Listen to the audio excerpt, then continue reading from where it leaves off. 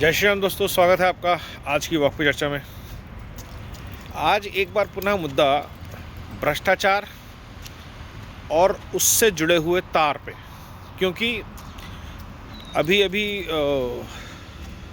एक आर्टिकल पढ़ा जिसमें यूपी के एक बहुत दिग्गज ब्यूरोक्रेट थे नवनीत सहगल जी। उनके बारे में न्यूज़ लॉन्ड्री में एक रिपोर्ट छपी कि 112 करोड़ की उनकी संपत्तियों का पता चला है और वो प्रसार भारती से सीईओ बन के हटे हैं अभी। अब इमेजिन कीजिए इस व्यक्ति का दबदबा मायावती सरकार, अखिलेश सरकार में और इवन योगी जी की सरकार में कितना ज़बरदस्त था। सारे जितने बड़े बड़े प्रोजेक्ट पास होते थे उनमें साहब का हाथ होता था, हिस्सा होता था।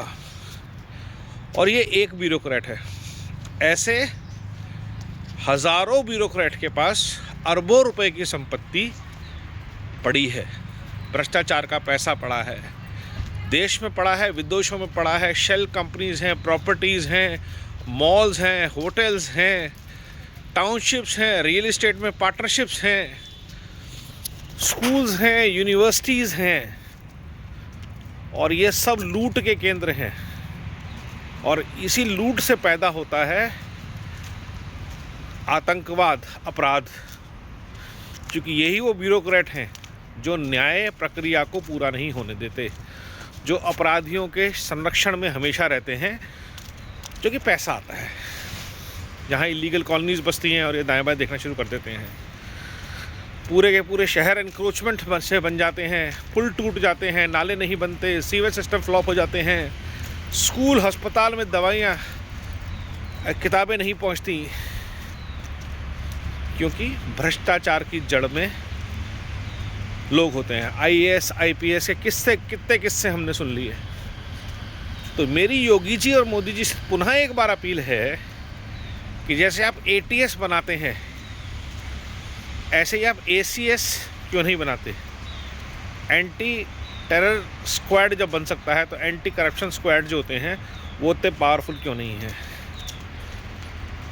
क्यों आतंकवादियों के बराबर, अपराधियों के बराबर इन ब्यूरोक्रेट्स को नहीं ट्रीट किया जाता। जब शर्जील इमाम जैसा आदमी जेल में है तो ऐसे ब्यूरोक्रेट्स बाहर क्यों हैं, क्यों अरेस्ट नहीं होते। शायद इनके तार नेताओं से जुड़े होते हैं, बड़े बड़े मंत्रियों संतरियों से जुड़े होते हैं, इसलिए या इनकी लॉबी इतनी स्ट्रांग होती है कि इनको कोई हाथ नहीं लगा सकता। लाखों लोगों को घर नहीं मिल रहे, कोई कानूनी दांवपेच नहीं है, सिर्फ भ्रष्टाचार है उसकी जड़ में। किसी एक ब्यूरोक्रेट ने किया है, वो भ्रष्टाचारी था, और दूसरे ब्यूरोक्रेट की हिम्मत नहीं है कि अपने पुराने बॉस के किए हुए कांड को वो रफा दफा कर दे, सफा कर दे। तो ये भी एक भ्रष्टाचार है। और इस तरह से लॉबी चलती है पूरी। 1990, 2000 का जो रिटायर्ड ब्यूरोक्रेट है, आईएएस ऑफिसर, उसके ऊपर आज भी कार्रवाई नहीं होती। किसी ने तो स्कैम किया होगा। नेताओं को तो पता नहीं होता जब पहली बार इलेक्ट होकर आते हैं कहाँ से पैसा कमाना है, कौन उन नेताओं को फॉर्च्यूनर कमा के देता है, कैसे एक ब्लॉक ग्राम प्रधान जैसे व्यक्ति के पास डिफेंडर है और किसी को पलक तक नहीं झपकती। और यहाँ आप जीएसटी की हेराफेरी के लिए लोगों के लिए नोटिस भेज देते हैं। व्यापारी कभी भ्रष्टाचार नहीं करता, वो चोरी ज़रूर करता है, वो टैक्स बचाने के प्रयास में लगा रहता है, कहाँ से सेविंग हो जाए, क्योंकि उसको लोगों को पैसे देने हैं जो उसके साथ काम करते हैं, उसको कुछ फ़ायदा कमाना है अपना। लेकिन ये जो लोग कुछ सरकारी तनख्वाह पे होते हैं, सारे बेनिफिट्स इनको देश देता है, टैक्स पेयर देता है, उसके बावजूद ये लोग हर तरफ से देश को लूटते हैं। इनके खिलाफ क्या एक्शन प्लान है सरकार का, क्या क्रैकडाउन है। और यकीन मानिए जिस दिन आपने भ्रष्टाचार पे क्रैकडाउन कर दिया, बांग्लादेशी रोहिंग्याओं को छुपने की जगह नहीं मिलेगी, आतंकवाद को कहीं छुपने के लिए जगह नहीं मिलेगी। आपको लगता है अल-फलाह यूनिवर्सिटी रात रात खड़ी हो गई? किसी ने ज़मीन दी होगी, किसी ने रिसोर्सेज एलोकेट किए होंगे, किसी नेता के कहने पे किसी ब्यूरोक्रेट ने किसी का साथ दिया होगा, और पता सबको था।